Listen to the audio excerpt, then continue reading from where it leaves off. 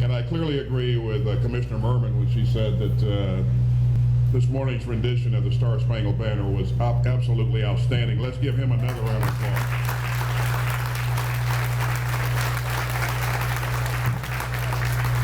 When you're a soldier, you hear that song sung that way, it is highly motivating. Again, it's great to be back again this year. When I was here last year and participated in this event, I was really awestruck. And so I desperately wanted the opportunity to come back and spend some time again with our veterans and with the folks who have volunteered to make this a special day. This organization and others like it do so much for our troops and our wounded warriors and our veterans and their families. I first want to say thank you. Thank you for seeing the men and women in need of help. Rather than looking away, you've reached out to them. You lend a hand and you make an enormous difference in their lives. You know, our nation has been at war for more than 14 years now, and that represents the longest period of continuous conflict in our history. And what is truly remarkable, in my opinion, is that our military has been able to accomplish all that we have accomplished around the world while relying entirely on an all-volunteer force. Every individual who has served in our ranks and those serving now, they raised their right hand and willingly took an oath to support and defend the Constitution of the United States against all enemies, foreign and domestic. And some have gone on 3, 4, 5, 6, even more deployments.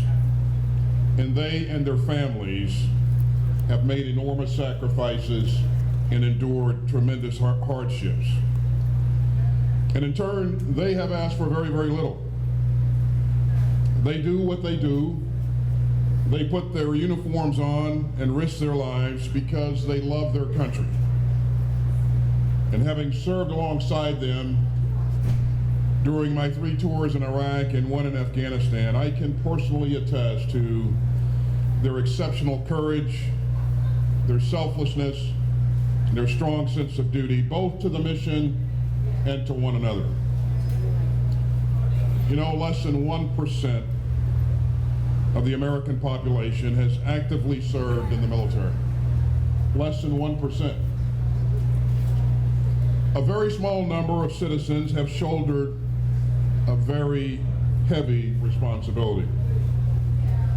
And in turn, all of us, in my opinion, have a responsibility to support them, and especially those who served in the military and are now dealing with some difficult issues.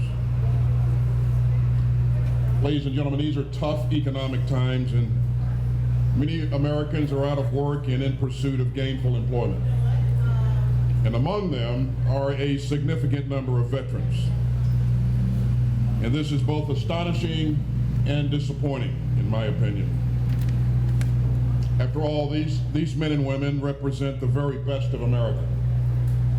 They are highly disciplined, principled, mission-focused, and often mature beyond their years. They've learned the value of hard work and teamwork and leadership. And they put those skills to test in some of the most challenging environments on earth. They've shouldered tremendous responsibility. And again, it's been amazing to witness what they will do for one another and in support of the team. I do believe that one of the best and most effective things that we can do for our veterans is to talk about them and advocate on their behalf.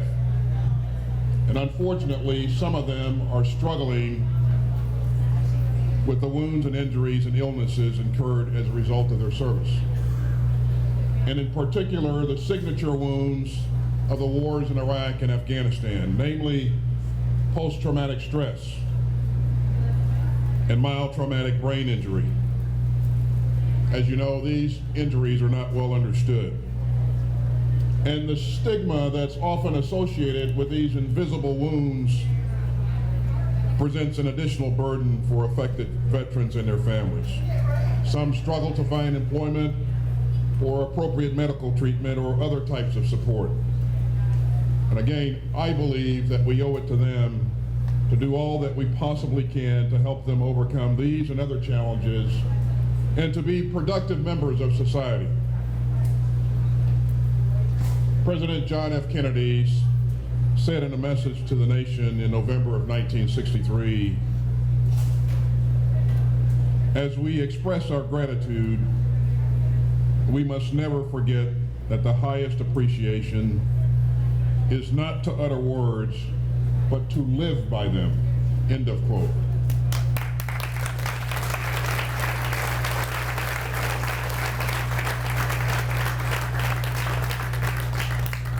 And so that is what we see happening here today and elsewhere throughout our great country.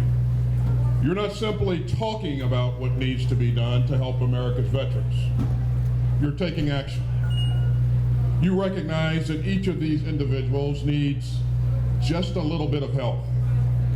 Some may need a place to live, a job opportunity, financial counseling, or medical care. They need just a little bit of help.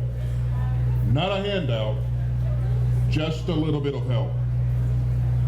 And they will take that boost and they will change their lives for the better.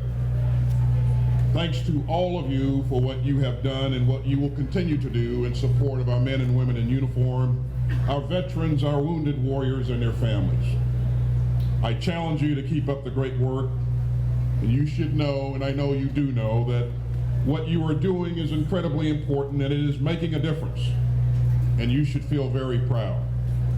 Thank you again, and may God bless you. May God bless and keep safe all those currently serving in harm's way, and may God continue to bless the United States of America, the greatest country in the world.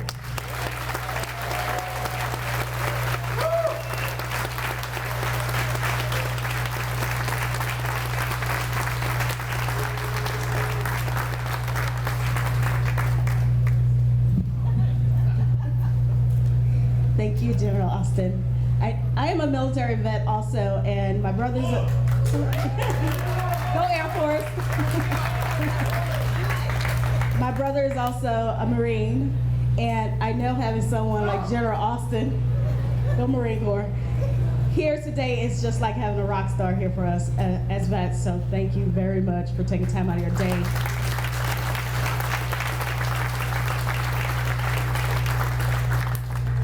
Next, please help me welcome Shella Miller. She says Acting Associate Director for the Department of Veteran Affairs. Thank you.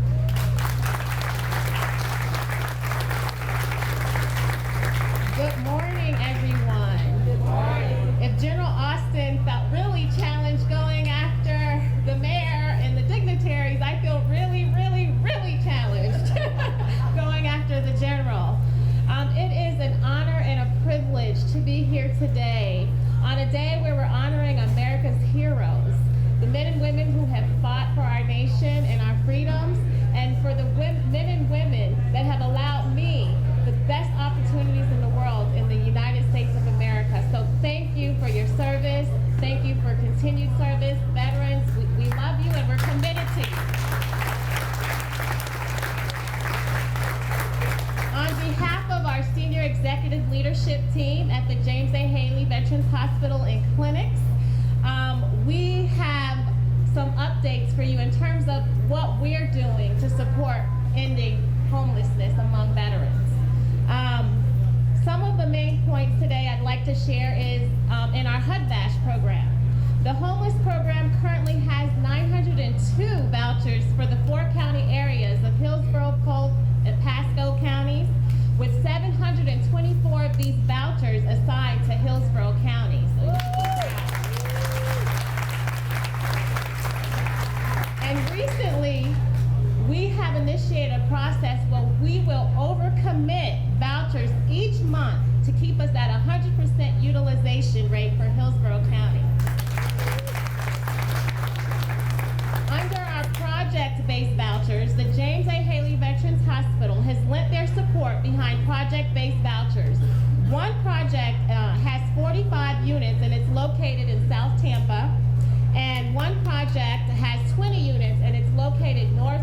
Ybor City near I-4. Under our grant and per diem program, it consists of 4 community providers providing facilities in Hillsborough County, which includes 52 beds, with 16 of the 52 beds for female veterans that we cannot forget. Veterans can stay housed in these programs for up to 24 months while they work and get their lives together. With the objectives of long-term goals of veterans being stabilized, whole body, mental, community, social, everything.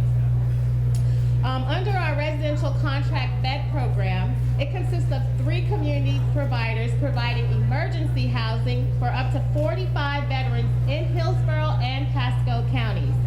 2 of these facilities reside in Hillsborough County, which includes 30 beds.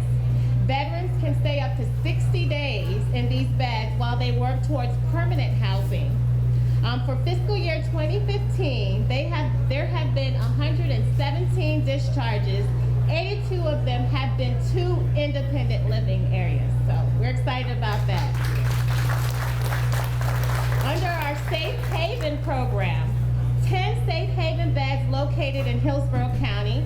Veterans can stay up to 6 months while they work on mental health and substance abuse treatment and work towards permanent housing placement.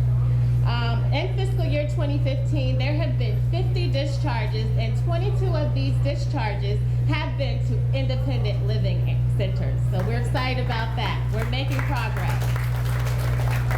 Under our compensated work therapy program, Tampa, like many urban areas, has major challenges in ending homelessness among veterans due to the limited access of employment opportunities for people with multiple access issues.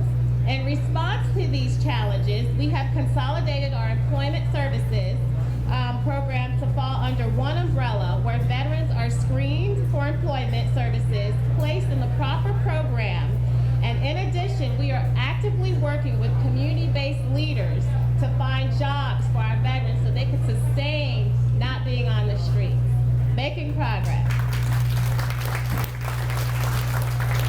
When it comes to healthcare, I'd be remiss in not pointing out our mobile outreach clinic that's constantly out there in community provided services. But at our facilities, we have a specific homeless primary aligned care team that treats and targets homeless veterans. It targets homeless veterans' primary care needs. Patients have both scheduled appointments and walk-in appointments. There are 535 HPAC veterans to date, with an average of 7 to 10 patients seen every day in that clinic. Currently working with the continuum of care across the community, we also utilize various assessment tools to help us identify the veterans at risk. In addition, our Veterans Justice Outreach Program, the VJO program in Hillsborough, Pasco, Polk, and Hernando counties, was established here in Hillsborough and Polk. Our 2 VJO social workers have contacted 372 justice-involved veterans during fiscal year 15 and have prevented homelessness upon release from jail on an average of 1/3 of those patients. Again, not forgetting some of the most vulnerable in our population. The James A. Haley Homeless Program and staff, with local community partners such as Operation Reveille, we are committed to ending veteran homelessness and providing these shelters and other opportunities to sustain and get them and keep them off the streets. The James A. Haley Homeless Program also conducted a stand-down on September 25th at the American Legion, and we continue to participate and partner in activities such as this. As the mayor said, it is our responsibility. We have taken the charge, and we are committed to ending veterans' homelessness.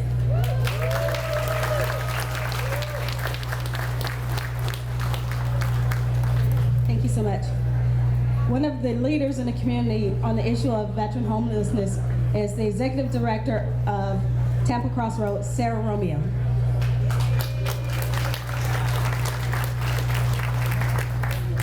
Thank you, Auntie. Jeanette. Good morning to everybody. It's getting a little warm out there, and thank God for this Florida weather. To all of the veteran friends who are here today, I really want to thank you and celebrate your service in our country. And I just want you to know that we're very glad you're here today. We're waiting for you. Operation Reveille is not only a one-day event to raise community awareness and to assist our community partners to place homeless veterans and their families into permanent housing. It's an all call to the entire community that will bring awareness to this desperate need that we have to assure that every one of you has a place to call home. Over the past 7 years, Tampa Crossroads has focused on homeless and at-risk veterans in our community, and we provided housing resources and support to over 2,000 veteran families during their greatest time of need. During this period of time, we've been working toward our goal of ending veteran homelessness and to assure that every veteran in our community has a place to call home.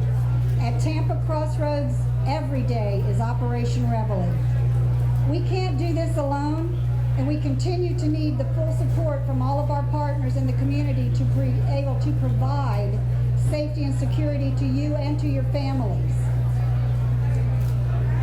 I'm very thankful to have the support of Mayor Bob Buckhorn and Commissioner Merman, and I'm especially grateful to have the support of General Austin and CENTCOM. You're right, we are a military community here, and it's on display over and over again at events like this where everyone in our community comes out to support our veterans. As part of a national movement, we committed, TCR committed we're committed to each and every veteran family, and we're hoping that we will be able to provide permanent housing. We have committed and answered the call of President Barack Obama to end veteran homelessness in our community by December the 30th, 2015. That's just 50 days away. We're 50 days from reaching our goal. We have a lot of work to do, but we feel very confident with support like we see here today and the support of the entire community that we are going to reach that goal. We are going to be one of the cities in our nation to say we do not have any homeless veterans on our streets in Hillsborough County.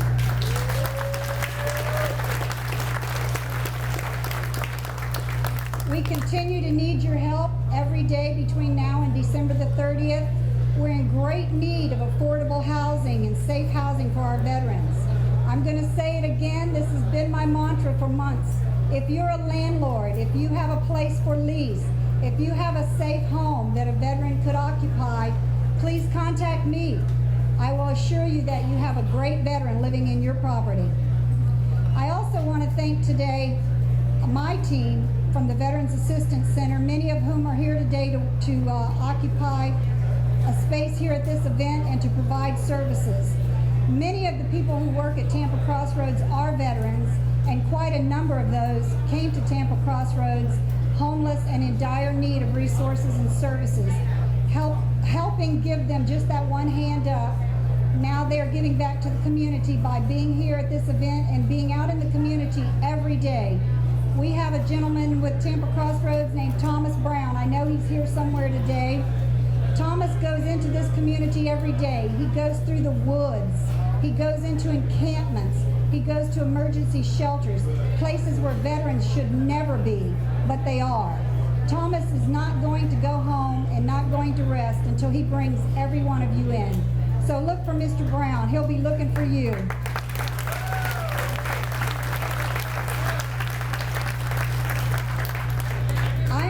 Looking forward to a huge celebration on December the 30th, knowing that every veteran family in our community is safely housed, and with the help of all of you here today, we can reach that goal. We're going to reach that goal.